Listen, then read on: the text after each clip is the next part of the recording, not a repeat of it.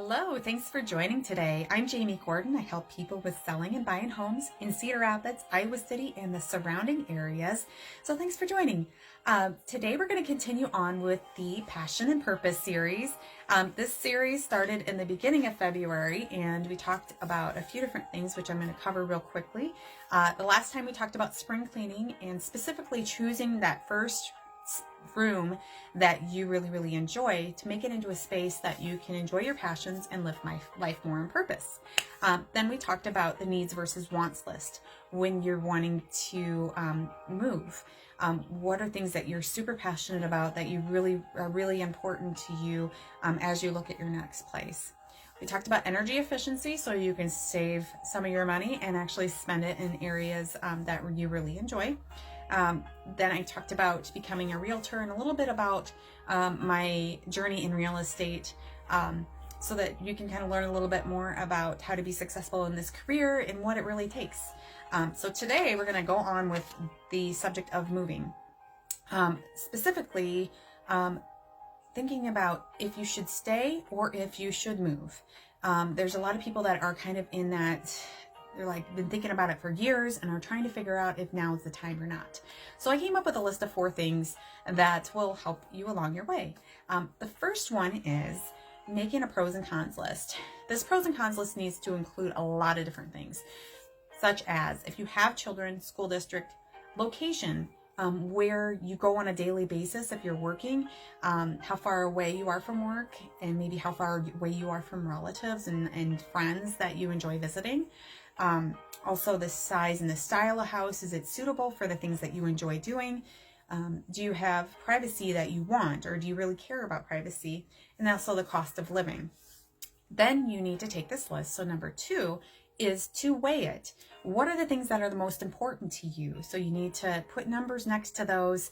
If your location right now is amazing, then put a 10 there. Say this is absolutely the most important thing for me is having this location. Maybe your location is not great, so that goes over on the con side. That this is something that I struggle with right now, is that I'm driving all of the time. Okay, next is is to have also the person that is also involved in the move. If there is anybody else, if it's a significant other, if it's a partner, have them do the same thing. And then we can move on to number 3. You take your list together and you really hash it out. Okay, so this is probably not going to be the most pleasant meeting.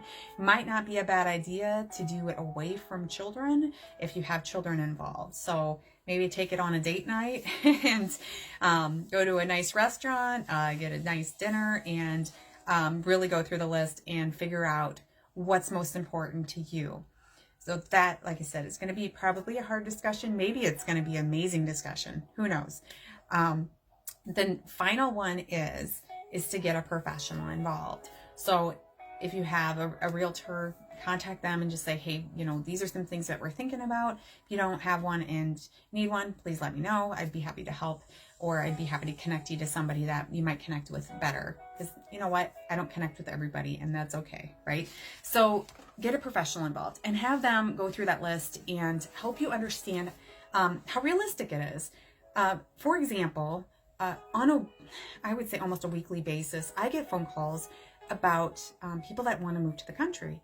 And a lot of them want to be 1 to 3 acres, under $200,000, under $200,000. And let me tell you that that's not a very realistic thing. And so it's really hard for me to say, I'm sorry, but that's really going to be hard to find. It might be years and years, and that house is probably going to be a fixer-upper, or it's going to be super tiny. So there's a lot of those things that you have to have that hard discussion with somebody that's in the field and really understands the market. So again, number 1 was that pros and cons list. Number 2, get it weighed out. Number 3, discuss it with everybody that's involved. And then number 4, get that professional involved. And I do want to take a minute to just say, be cautious with involving your children and how you involve them. My kids are fairly young, so we personally have not really involved them much in our decision, but we've involve them a little bit. Like, we know some of the things that are super important to them. So those were things that were on our list. We know that they want to stay in the same school district.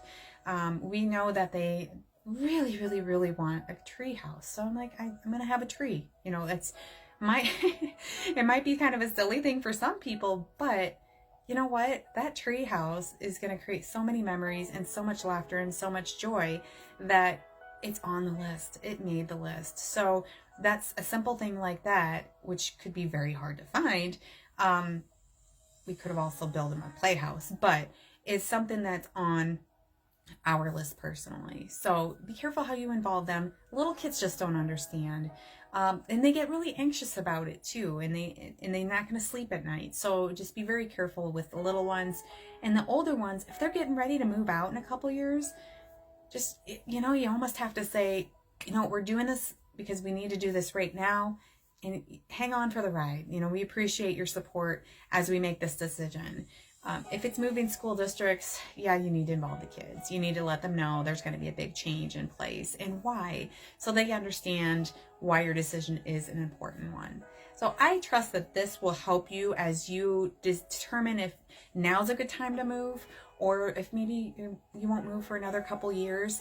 But this is something that we've used personally, and it has really, really helped us. So, our list has been going on for about 9 years now. So just saying, maybe now isn't the time, but the interest rates are going down, which is great for loan eligibility. The market is great. It is really moving fast. But if you don't have a realtor, feel free to reach out to me, or if you want me to connect you with somebody, I would be happy to do so too. Because I always tell everybody that I know, you don't always connect with every single realtor, and that's fine. Everybody has a different personality, and you want to make sure that you guys jive together. So I hope that this does help you, though, on your journey to embracing your passions and living life more on purpose. Have a wonderful Thursday and a great weekend. It's going to be wonderful weather. So I look forward to talking to you again next week. Take care.